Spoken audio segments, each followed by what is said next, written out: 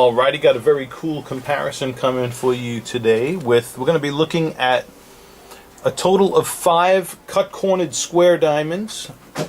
4 of these are going to fall in the category of traditional radian cut, which I'll give you some details on as we move along in this video. And one is going to be a Lucere, just for the comparison. Alright, now this first diamond is a 1.67. It's an F color VS and is a pretty good looking radiant. All of these radiants that we're looking at have optics that are very similar, except for perhaps this third one. Okay, but in any case, so we got a 167 FVS. This diamond does have a ratio that's under 1.10. It's a little bit under 1.10 to 1, so it's a little bit more on the squarish side, as you'll see as we compare this radiant to this one. This next radiant that we're looking at is a 1.75 carat and is an EVS. Alright, and that has a length to width ratio that's just a touch under that 115 to 1 ratio. Alright, and both of these radiant cuts do have the optics, you know, that we commonly see in radiant cuts, that we typically see. But I would say maybe perhaps a little brighter, though, than what we typically see. So we did a pretty decent job with calling in nice proportion combos. These come from pretty reliable resources of ours for radiant cuts. And just to kind of show you how far off, how different the table total depth measurements, the diamond on the left is a depth around 59% with a 63 table, and the diamond on the right is a depth that's around in the high 69 zone with a 69 table. So the depths and tables are really dramatically different, but you can see their optics are very similar. Okay, and that's due to the facet structure and design of the radiant cut. Now this third radiant cut has different visuals, different optics, and you can see your difference in the contrast pattern. There's a good concentration of bright areas happening underneath the table facet. But quite honestly, these two radiants take on the more traditional radiant cut appearance than this one does. Alright, but that's a pretty bright stone. This stone is probably going to give off some pretty good looking fire when we bring these in spotlighting. So we're going to take a look at that. This diamond here, here is another. Oh, by the way, this diamond is a 2 carat. If I didn't mention it, that's a 2 carat HVS one. This one is a 2 carat GSI one, and you know, again, your table total depth measurements are completely different between these two. This one is a 75 depth with a table over 70%, and this diamond is a depth, you know, in around the 69 zone with a 68 table. So, you know, if you were looking at paperwork alone and not at the actual radiant cut diamonds themselves, you know, the paperwork might lead this one to believe that this one was the better performing diamond, when in fact this one has a much more beautiful brightness and contrast pattern, and you can see more reflections of strong white light and a nicer contrast pattern in this radiant cut than in this one, which looks like somebody dropped an anvil on it. Okay, so it has that watery crushed ice appearance. And I'll tell you this, as we're looking at these radiants, I'm just going to move this one up here for a second and move this one in the comparison of these three. Now, in the comparison of these 3 radiant cuts, you know, they all have that emphasis on small, teeny tiny flash, but quite frankly, the contrast and brightness patterns of these two are better than this one. Okay, so we're going to follow up this video with data like ASET imagery and other optical data, ASET and Diam X-ray imagery that we perform on the diamonds, to also show you that. But I can tell you right here, just from the visuals, this one is going to have the worst ASET.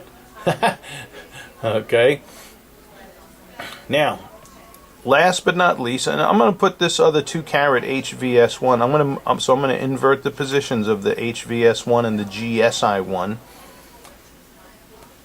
All right, so that's a stark contrast and difference between those two radiants. And then lastly, here is the new Lucere. Okay, now this is not what you asked for, because this one is a perfect square and a 1-to-1 ratio, but it does show you very plainly the visual difference between this Lucere and what we commonly see in radiant cuts. Okay, so if your girlfriend can wrap her mind around getting a square shape as opposed to a rectangular, yeah, that Lucere is a hot option. That's a 1 3/4 ESI1, 2-carat HVS1, 2-carat GSI1. And by the way, all three of these Ashers that are now, I'm sorry, not Ashers, radiant cuts that are now on the screen have those length to width ratios that are right in that, say, 113 to 114 length to width ratio. So that's precisely what you asked for. The only one that differed really in the ratio was this first radiant cut, which is a 107 to 1 ratio, and this Lucere, which is a 1-to-1 ratio. Okay, so beautiful hot products. You got some hot options here. So we're going to look at the ASET of this. This one here looks like a strong potential for us in considering the optics. All right, so if we go with standard radiant cut, if we don't go with a custom cutting route, this may be a good option to consider. I really don't like this one. I'm not going to back that with lifetime policies, I can tell you just from looking at it. These two I'd want to see further data, but first and foremost, I want to see if your eyes are drawn to these. Quite honestly, between these two, my eyes are a little bit more drawn to this one, but again, this one's that more square option. So I'm just going to, before we move in, no, we'll go into spotlighting now. I'll leave them in the same order that they're in. Okay, now we'll go to spotlighting, look at sparkle and fire. All right, and right now we're in our dim spotlighting. So we're seeing the sparkle between these two. This is the first two radiant cuts again, that 167 and the 1 3/4. 167F, 1 3/4 EVS, and then 167 FVS. Here is that 2-carat GSI1. Okay, and you can see less sparkle and fire in that one. Okay, a little bit happening on the edges, but these two beat it. All right, here is the 2-carat HVS1. That stone's putting out some decent sparkle. All right, so that's not looking bad at all. Okay. And then lastly here, look at the Lucere. Okay, that's got some nice sparkle going to it. And you can see bigger reflections happening in the Lucere also. All right. Now we're going to go into stronger spotlighting and look a little bit more intently at the same optical characteristics, but a little bit more emphasis on fire. Alrighty, and here is our spotlighting on steroids. Look when I move the light over the two diamonds. Okay. Now see that radiant cut on the left. You could see more fire happening, particularly around the crown facets as they angle down towards the girdle. Okay. So here are those first two initial radiants, and I got to tell you, if she was initially drawn to the traditional appearance of a radiant, you know, one of these two options may be viable for you to consider. All right. Thirdly, here is that 2-carat GSI1. Look at how under the table that stone just really completely loses it. That diamond is suffering from severe hemorrhaging. Okay, because the reflective surfaces on the pavilion on that third diamond is really lacking. Let's see how this 2-carat HVS1 lights up. Oh, it got tilted sideways, but look at the difference there. Let me straighten that guy out for you. Okay. give him a more fair viewing.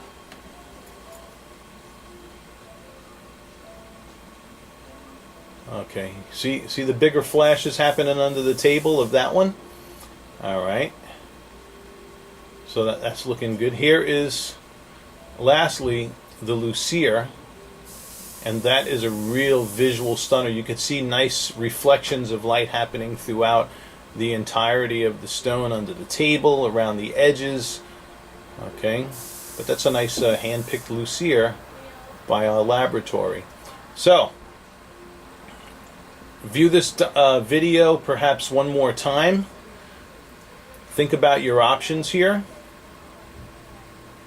and look at that 2-carat HVS1 on the far right. That's jamming. These aren't looking bad either. Okay, so really the bottom line is her eyes have to be pleased at the end of the day. Thanks for watching. I'll look out for your response and email, and we look forward to being of service. Thank you. All right, before we close out this video, I thought I'd take you over here by the window and show you what I'm seeing here in the natural ambient daylight. And these two diamonds are the first two diamonds that we had at the beginning, the 167 FVS on the left versus the 1 3/4 EVS on the right. So radiant cuts perhaps take on their best appearance in this natural ambient daylight. Alright. Now what I'm going to do is leave this 1 3/4 EVS out, and we're going to compare it to diamond number 3, which was that 2-carat GSI1. Okay. So now here we have the 1 3/4 EVS next to the 2-carat GSI1. Alright.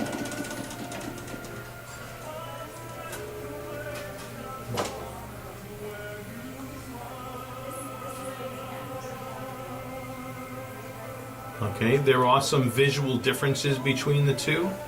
There is a little bit more color absorption in this G. Normally a G doesn't look yellowish, but the leakage in that stone is contributing to a little bit more of a tonal difference between the two in visuals. I don't know if we're capturing this on the video, but I can certainly see it. Alright, next we're going to compare now. You know what, I'm going to put this 2-carat GSI1 away. I'm going to leave this 1 3/4 EVS out and bring in a 2-carat HVS1. Okay. Okay, changed my mind. I thought I'd leave out the... This is the 2-carat, again, GSI1. And this one is the 2-carat HVS1. Look at the difference between these two diamonds. That's a pretty notable visual difference between these two, and you could certainly see more brighter reflections in this 2-carat HVS1. And I'm going to tell you, I don't know if I'm capturing this on the video, but its color even looks whiter than the GSI1 on the left. So here is a great video demonstrating how a superior optic can even fool the human eye into believing it's a higher color. Okay, so this H appears whiter than the G on the left. Okay, great learning video for color comparison, and how that nasty crushed ice appearance can not only make the optics poor, but even make the color look worse than what it is. Okay, so this radiant on the right, I'm going to tell you, I'm really liking this one. You know, if she likes the optics of this one, or if you like the optics of this one, and we go traditional radiant, I think this is going to be my top pick right here. I'm really liking it. This one had good fire, good brightness and indoor diffuse lighting, and now here in the natural daylight, it's really, it's doing really well. Okay, and look at you can hardly see any size difference between the two also. Even though their depth and table measurements were notably different, the depth and table measurements were notably different on these two ones. But, you know, we're not looking at numbers when it comes to radian cuts. We're looking at the visuals and the overall optics, i.e. what makes that diamond beautiful. Okay, now lastly we're going to bring the Lucere in, and I'm going to put it alongside of this nice looking radian cut. Okay, there's the radiant, and then here is this Lucere. I mean, you know, that's a stunning looking diamond too. Look at the optics in that diamond. Okay, looking at that, you know why we're carrying those Luceres now.